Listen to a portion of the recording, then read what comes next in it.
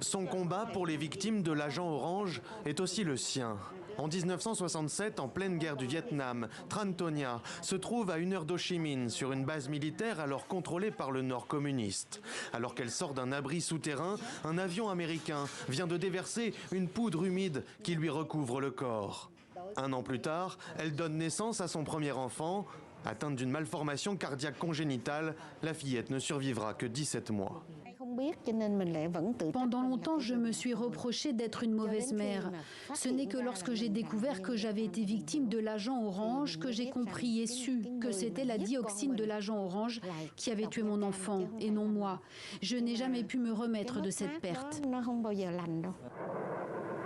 Dès le début de la guerre, en 1955, l'armée américaine se heurte aux épaisses forêts vietnamiennes, où se cachent les combattants du Viet Cong.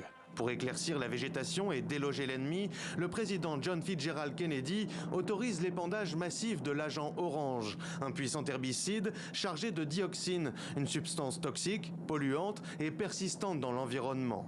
Entre 1962 et 1971, les avions américains ont épandu 68 millions de litres de ce défoliant, fabriqué notamment par des géants comme Monsanto, racheté depuis par le groupe Bayer. Il y a 2 ans, un tribunal français considérait que ces entreprises avaient agi sur ordre de Washington. Tran Tonia assure avoir refusé beaucoup d'argent de ces multinationales pour éviter le procès en appel prévu en 2024. Je les contredirais sur un seul point. En raison des avantages économiques, elles ont produit ce défoliant tout en sachant qu'il était dangereux.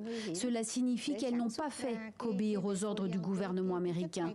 C'est pourquoi nous avons toutes les raisons de les poursuivre.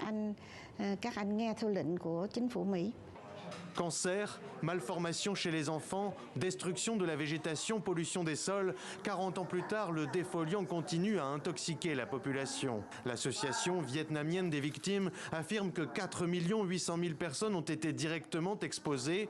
Plus de 3 millions d'entre elles ont développé des problèmes de santé. Jusqu'à présent, seuls les anciens combattants américains et d'autres pays impliqués dans le conflit ont obtenu une indemnisation au titre de l'agent orange.